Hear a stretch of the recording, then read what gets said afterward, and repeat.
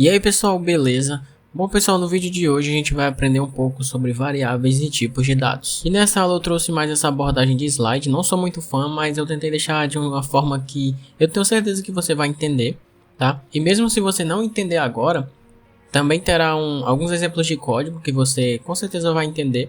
Então tente deixar o seu coração o máximo aberto para poder absorver esse aprendizado e que essa experiência seja bem legal e que seja bem divertida, tá bom? Bom, então vamos lá.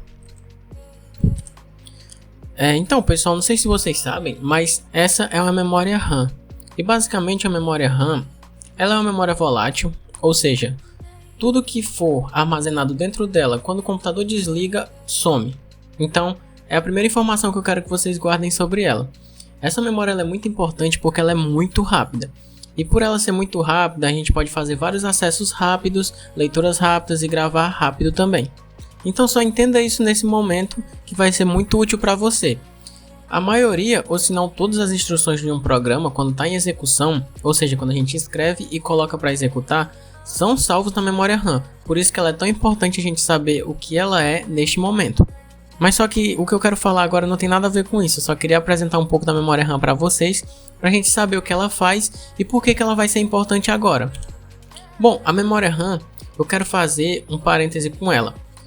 Em vez de pegar a memória RAM real, eu quero trazer ela de uma forma mais abstrata. Então a gente vai ver a memória RAM dessa forma, tá certo? Que no caso a gente vai tratar a memória RAM como um jeito mais cartoonizado, para ficar um pouco mais didático e a gente poder entender ela melhor.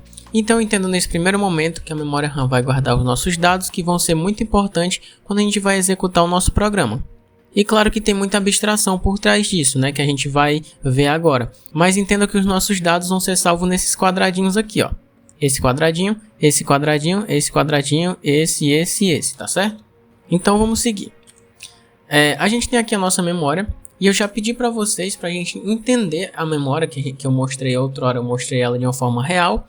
Mas só que a gente vai entender ela dessa forma cartoonizada. Então se eu quero dizer para você que cada quadradinho desse guarda um dado específico, ou seja, uma informação, então vamos tentar ver esse espaço dentro da memória de uma forma mais ampliada.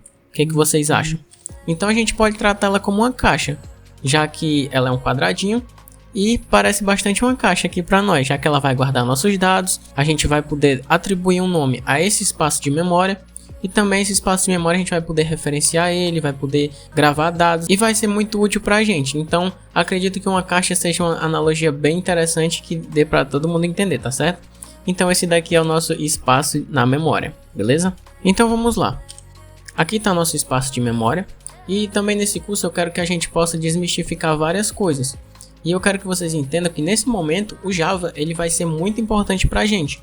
Porque o Java ele vai tratar espaços de memória de uma forma muito legal e otimizada, que a gente conhece como o coletor de lixo, ou em inglês a gente pode chamar de garbage collector, que ele é responsável por gerenciar a memória, tirar lixos de memória, ou seja, aquelas memórias que a gente não está mais utilizando e liberar para o nosso programa não ficar lento e etc. Então a partir desse bom gerenciamento de memória que o Java tem, o Java já vai deixar o nosso espaço de memória, podemos dizer, abertinho, né, para a gente poder já colocar nossos dados dentro, fazer toda a manipulação da memória, o Java fazer isso no caso, e etc, tá bom? Então a gente não tem que se preocupar com essa parte de gerenciamento de memória. O Java já faz tudo isso por nós, com o famoso Garbage Collector. Então sabendo disso e sabendo que esse espaço serve para armazenar memória, supondo que você tem um gato, né? Um gato e eu quis homenagear o meu gato, né? Que o nome dele é Nenê. Então, supondo que o nome do seu gato seja Nenê ou qualquer outro nome assim, e que você queira guardar ele nesse espaço de memória, tá certo? Então você vai precisar referenciar esse valor de alguma forma. E para isso, o nosso computador é muito assim, burro, né? Podemos dizer assim, já que a gente que controla o computador e ele não tem noção de nada. Ele é dado a partir das nossas instruções para ele. Então, pelo computador ser instruído por nós e os seres humanos precisarem entender código, a gente vai atribuir um nome para esse espaço de memória, que vai ser o nome da variável, tá certo? O nome da variável agora que eu vou colocar vai ser nome, que eu vou atribuir o valor Nenê, que eu estou fazendo o meu nome apontar para a sequência de caracteres Nenê. Então toda vez que eu chamar nome, ele vai me retornar essa sequência de caracteres. Eu espero que você esteja entendendo muito bem até aí, porque o que a gente fez até agora? A gente basicamente pegou um valor, que no caso é Nenê, que ele vai ser um uma sequência de caracteres, ou seja, um texto. A gente criou uma referência para nosso espaço de memória, que a gente atribuiu o nome para ele, e a gente atribuiu um valor a essa referência, que no caso a gente atribuiu o valor nenê, a referência nome, que no caso nome referencia esse espaço de memória. Então é basicamente assim que funciona a variável, pessoal. Vai ter um nome, vai ter um valor e vai ter um espaço na memória. Então a variável é composta por tudo isso e a gente pode entender a variável em si como essa referência de memória. Então a variável aqui que a gente chama é o nome, tá bom? Então espero que vocês estejam entendendo de forma bem legal essa abstração, porque isso é muito legal. Então agora a gente pode literalmente esconder o nome nenê. A gente vai esconder esse nome porque o nosso computador vai entender, depois que a gente atribui um valor para essa referência, que nome é nenê. Então a gente vai, coloca ele dentro da memória e pode fechar. Já que agora já guardou e não tem mais não tem mais preocupação pra gente. Então toda vez que você quiser pegar essa referência de memória e dizer tipo assim pro seu programa, programa, o nome do meu gato é esse, tipo puxar a informação depois que você já disse, então você vai pegar a referência de memória, que no caso é nome, faz todo o processo ao contrário, ou seja, volta, que no caso é o jeito que o Java entende, e aí ele vai entender que nome é nenê, e aí ele vai mostrar na tela, ou vai aparecer a informação para você de alguma forma, tá certo? Também tem uma informação muito importante que variável também faz. Você pode trocar o nome da sua variável. Eu posso literalmente trocar o nome de nenê para outro nome de outro gato também, que no caso Terêncio, que também é o nome de outro gato meu. E vai funcionar legal da mesma forma também, já que a memória ela lê e escreve dados. Então, tudo isso que a gente está fazendo, basicamente a gente está manipulando os dados, beleza? Bem, então a gente ficou já muito na teoria aqui, mas espero que vocês tenham entendido o básico do básico. Então a gente vai agora ao código, claro, né? Vamos só fechar esse computadorzinho aqui, que eu acho bem legal fechar ele. Opa! E beleza. E vamos lá para o código agora. Então, pessoal, a gente está aqui no nosso código, né? No caso no Eclipse. Eu peguei aquele projeto que a gente tinha feito anteriormente, então tudo aqui está sendo reaproveitado, beleza? Para justamente facilitar a vida de vocês. Então vamos lá. Primeiramente vamos entender como que declara uma variável em Java. Primeiro a gente vai colocar o tipo do dado, né? Que no caso é o tipo da variável. A gente vai ver sobre o tipo de dados na próxima aula, mas eu não vou colocar nessa aula para não estender ela. Então o tipo do dado, o nome da variável e o valor da variável.